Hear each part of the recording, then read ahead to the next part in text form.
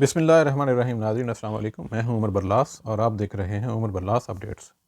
ناظرین، آج کی شخصیت جن کے بارے میں آپ کو بتائیں گے ان کا نام ہے حضرت عبد الرحمن بن عوف رضی اللہ تعالیٰ عنہ۔ آپ کا نام عبد الرحمن اور کنیت ابو محمد ہے۔ والد کا نام عوف اور والدہ کا نام شفا تھا۔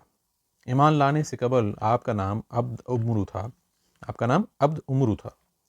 دائرہ اسلام میں داخل ہوئے تو خود رسول اقدس صلی اللہ علیہ وآلہ وسلم نے آپ کا نام تبدیل کر کے عبد الرحمن رکھ دیا۔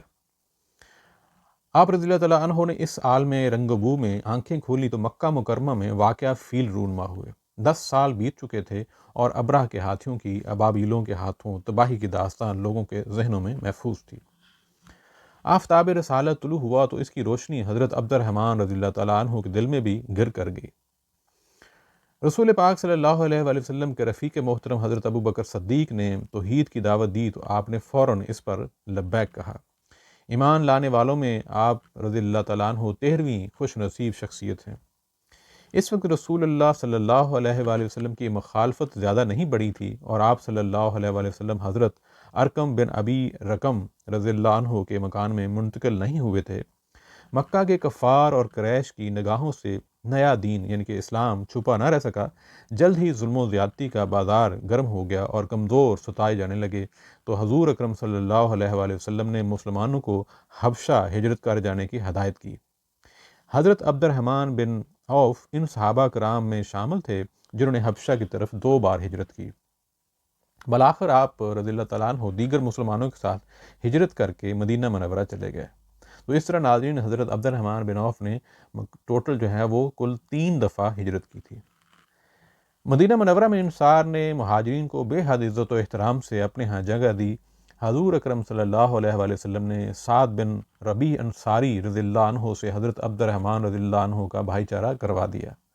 حضرت سعد رضی اللہ تعالیٰ عنہ نے اس موقع پر اثار و قربانی کی جو مثال قائم کی، اس کی آب و تاب سینکڑوں برس گزر جانے کے بعد آج بھی اسی طرح باقی ہے۔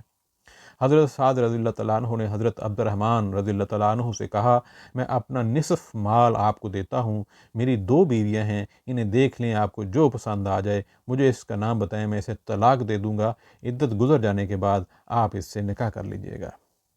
حضرت عبد الرحمن رضی اللہ تعالیٰ عنہ نے جواب دیا، اللہ آپ کے مال اور اہل و عیال میں برکت عطا فرمائے، مجھے صرف بازار کا راستہ بتا دیجئے۔ لوگوں نے انہیں بنی کنیکاہ کے بازار میں پہنچا دیا۔ آپ نے تھوڑے سے مال سے تجارت شروع کر دی۔ واپس آئے تو کچھ گھی اور پنیر بطور نفع ساتھ تھا۔ اس کے بعد تو چند برسوں میں حال یہ تھا کہ آپ کا کاروبار دور دور تک پھیل چکا تھا۔ کچھ تو والد کی تربیت کا اثر تھا کہ آپ رضی اللہ تعالیٰ عنہ کاروباری رموز سے واقف تھے، لیکن دراصل یہ اللہ کا آپ پر خاص کرم تھا کہ آپ رضی اللہ تعالیٰ عنہ جس کاروبار میں ہاتھ ڈالتے وہ پھلنے پھولنے لگتا۔ خود آپ کا کہنا ہے کہ میں پتھر بھی اٹھاتا ہوں تو اس کے نیچے سے سونا نکل آتا ہے۔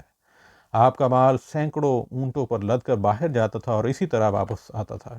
ایک بار آپ رضی اللہ تعالیٰ عنہ کا قافلہ مدینے لوٹا تو اس میں 7 اونٹوں پر صرف گیہوں، آٹا یا دیگر اشیاء خورد و نوش لدی ہوئی تھی۔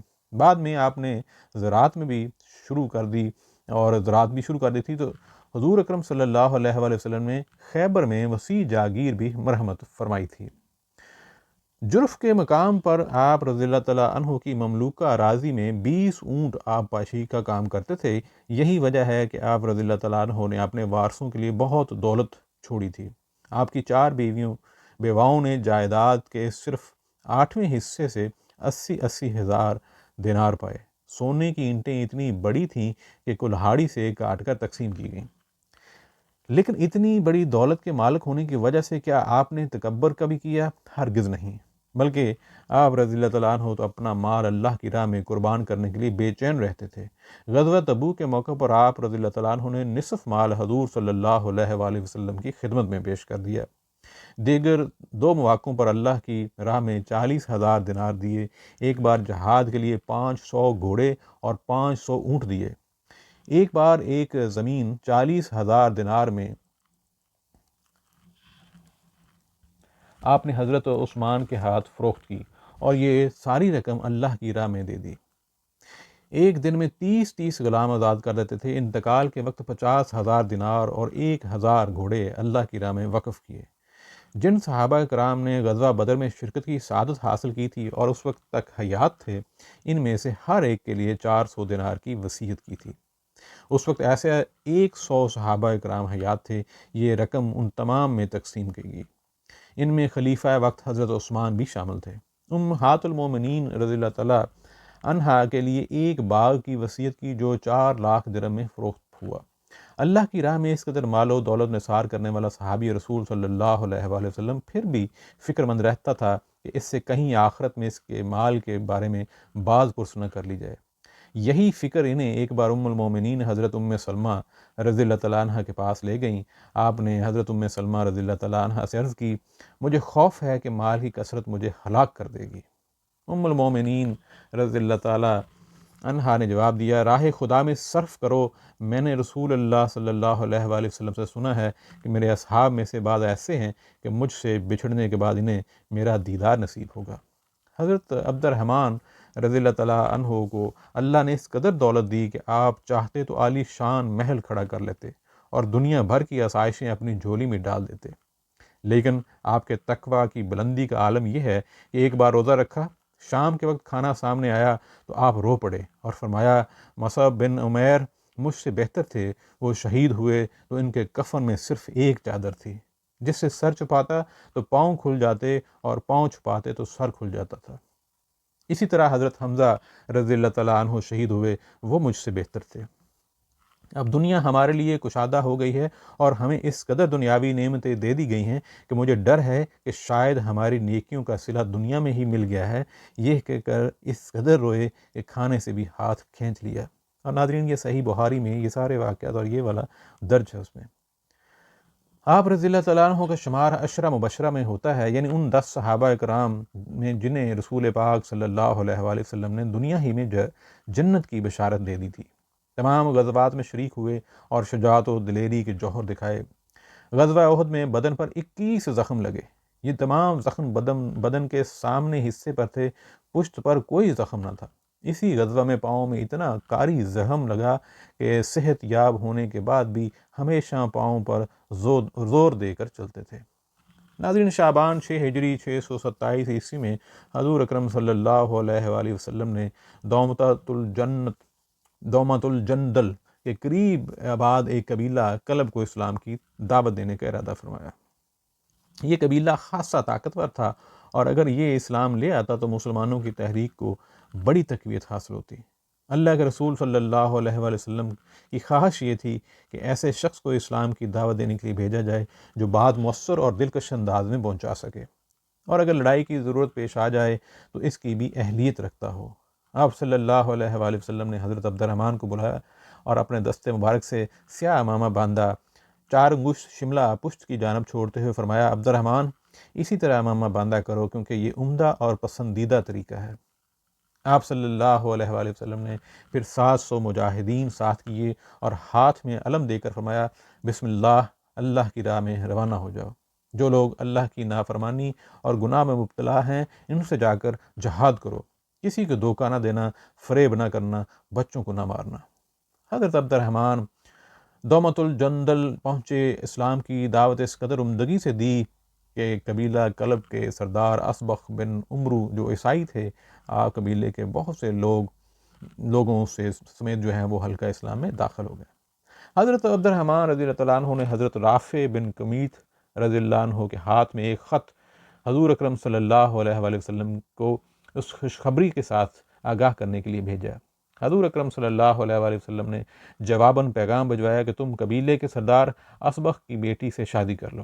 چنانچہ حضرت عبد الرحمن رضی اللہ تعالیٰ عنہ نے ایسا ہی کیا۔ اسی خاتون سے حضرت ابو سلمہ بن حضرت عبد الرحمن رضی اللہ تعالیٰ عنہ پیدا ہوئے، جو مشہور راوی حدیث ہیں۔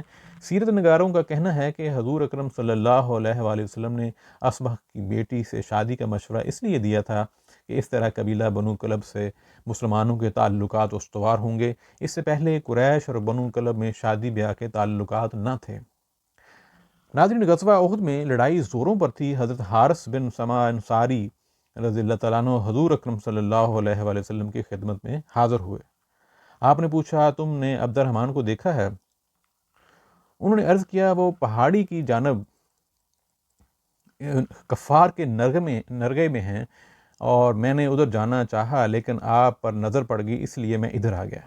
رحمت دو عالم صلی اللہ علیہ وآلہ وسلم نے ارشاد فرمایا، عبد الرحمن کو فرشتے بچا رہے ہیں۔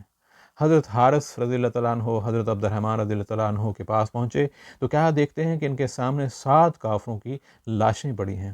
حضرت حارث نے پوچھا، ان سب کو آپ نے قتل کیا ہے؟ جواب ملا، 2 کو تو میں نے قتل کیا ہے، باقی مشرکین کو قتل کرنے والے مجھے نظر نہیں آئے۔ یہ سننا تھا کہ حضرت حارث رضی اللہ تعالیٰ عنہ پکار اٹھے، رسول اللہ صلی اللہ علیہ وآلہ وسلم نے بالکل صحیح فرمایا تھا۔ رسول اللہ صلی اللہ علیہ وآلہ وسلم کے بعد خلافت کا مسئلہ اٹھا۔ حضرت عبد الرحمن نے بھی اس مسئلے کو سلجھانے میں اہم کردار ادا کیا۔ آپ رضی اللہ تعالیٰ عنہ خلیفہ اول حضرت ابوبکر صدیق رضی اللہ تعالیٰ عنہ کے ہاتھ پر بیعت کرنے والے تیسرے فرد تھے۔ حضرت ابوبکر رضی اللہ عنہ نے اپنے عہد خلافت میں آپ کو ہر قسم کے مشوروں میں شریک رکھا۔ حضرت عمر رضی اللہ تعالیٰ عنہ پر خلافت کی ذمہ داری ڈالی گئی تو انہوں نے امور مملکت کو چلانے کے لیے وسیع انتظامات کیے۔ مسائل پر بحث و مباحثہ کے لیے مستقل مجلس شورا قائم کی۔ حضرت عبد الرحمن رضی اللہ عنہ بھی اسی مجلس کے رکن بنائے گئے۔ آپ کی رائے بہت سے مواقع پر حتمی تسلیم کی گئی۔ مثلا جب عراق پر فوج کشی کے لیے مسلمانوں کی فوج بھیجنے کا فیصلہ ہوا تو سوال اٹھا کہ اس فوج کا سپہ سالار کسے بنایا جائے۔ حضرت عمر رضی اللہ تعالیٰ عنہ نے ارادہ کیا کہ وہ خود فوج کی قیادت کریں، لیکن یہ حضرت عبد الرحمن رضی اللہ تعالیٰ عنہ تھے جنہوں نے حضرت عمر رضی اللہ تعالیٰ عنہ کو روکا اور متبادل کے طور پر حضرت سعد بن ابی وقاص رضی اللہ تعالیٰ عنہ کا نام تجویز کیا۔ چنانچہ یہ تجویز مان لی گئی اور حضرت سعد بن ابی وقاص رضی اللہ تعالیٰ عنہ کی قیادت میں مسلمانوں نے مشہور جنگ قادسیہ میں فتح حاصل کی۔ حضرت عمر رضی اللہ تعالیٰ عنہ کے عہد خلافت میں فقہ پر جتنا کام ہوا، اس میں حضرت عبد الرحمن رضی اللہ تعالیٰ عنہ کی آراء بھی شامل تھیں۔ آپ رضی اللہ تعالیٰ عنہ ان جلیل القدر اور صاحب علم صحابہ کرام میں سے ہیں جو رسول پاک صلی اللہ علیہ کے زمانے میں فتویٰ دیتے تھے۔ اکثر صحابہ کرام اور تابعین نے آپ رضی اللہ تعالیٰ عنہ سے احادیث روایت کی ہیں۔ ان راویوں میں حضرت عمر بھی شامل ہیں۔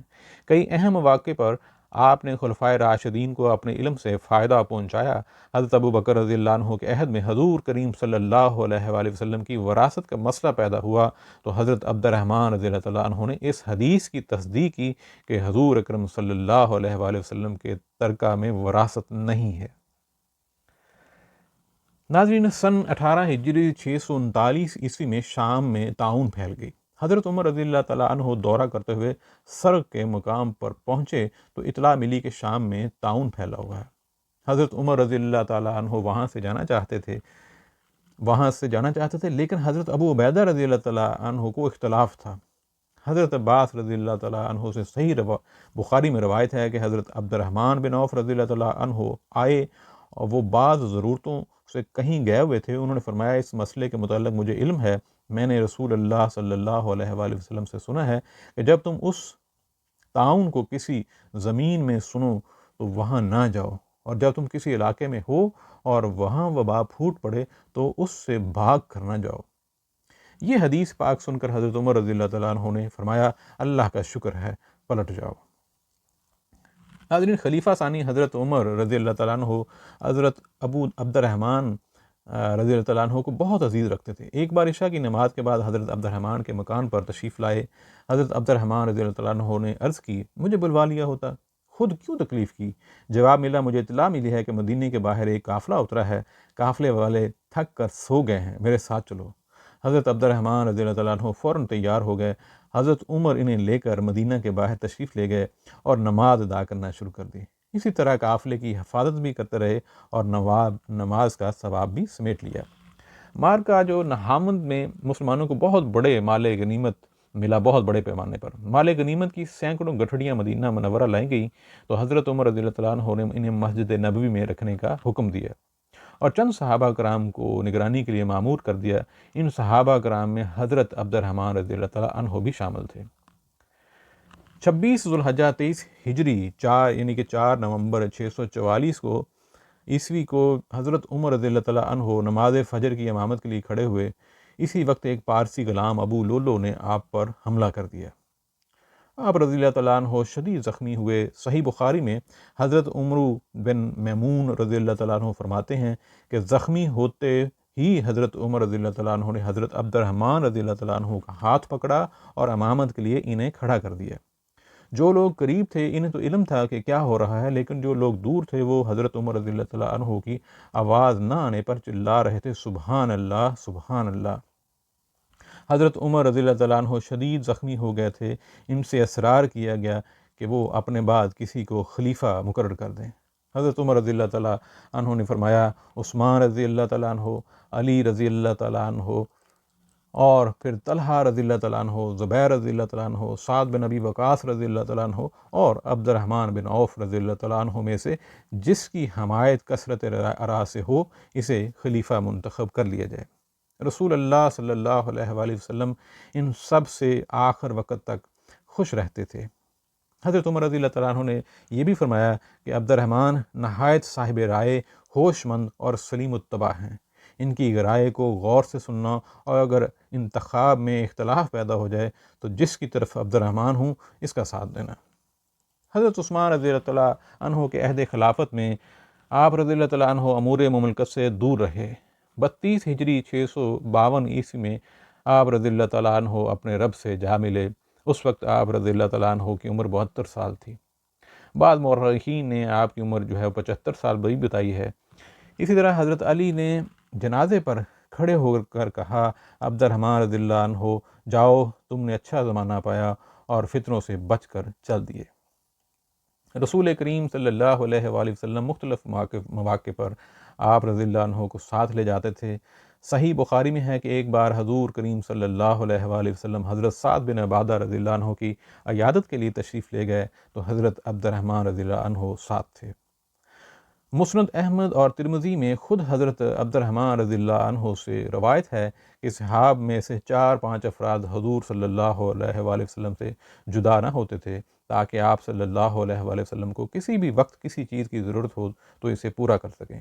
ایک دن آپ صلی اللہ علیہ وآلہ وسلم کی خدمت میں حاضر ہوئے۔ آپ صلی اللہ علیہ وآلہ وسلم اپنے مکان سے نکلے، میں پیچھے پیچھے چلا۔ آپ صلی اللہ علیہ وآلہ وسلم بلندی پر واقع ایک باغ میں داخل ہو گئے۔ وہاں آپ نے سجدہ کیا۔ سجدہ اتنا طویل تھا کہ مجھے اندیشہ ہوا کہ آپ کا وصال ہو گیا ہے۔ یہ خیال آتے ہی میں رو پڑا۔ آپ صلی اللہ علیہ وآلہ وسلم نے سجدے سے سر اٹھا کر پوچھا عبد الرحمن تجھے کیا ہو گیا ہے؟ میں نے اپنے رونے کی وجہ بتائی۔ حضور اکرم صلی اللہ علیہ وآلہ وسلم نے فرمایا جبرائیل نے مجھ سے کہا کہ کیا میں آپ کو یہ بشارت نہ دوں کہ اللہ تعالیٰ نے فرمایا ہے کہ جو آپ پر درود بھیجے گا میں اس پر درود بھیجوں گا، اور جو آپ پر سلام بھیجے گا میں اس پر سلام بھیجوں گا۔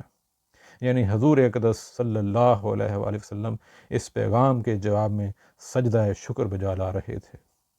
اللہ تعالیٰ رحمت العالمین صلی اللہ علیہ وآلہ وسلم پر لاکھوں درود اور لاکھوں سلام نازل فرمائے، جن کی تربیت کردہ صحابہ کرام رضی اللہ عنہما کی ستاروں کی مانند روشن سیرتیں گمراہی کے اندھیروں میں بھٹکنے والوں کو راستہ دکھا رہی ہیں۔ ناظرین، آج اتنا ہی، پھر انشاءاللہ کسی اور ٹاپک کے ساتھ حاضر ہوں گے۔ اپنا خیال رکھیے گا۔ السلام علیکم۔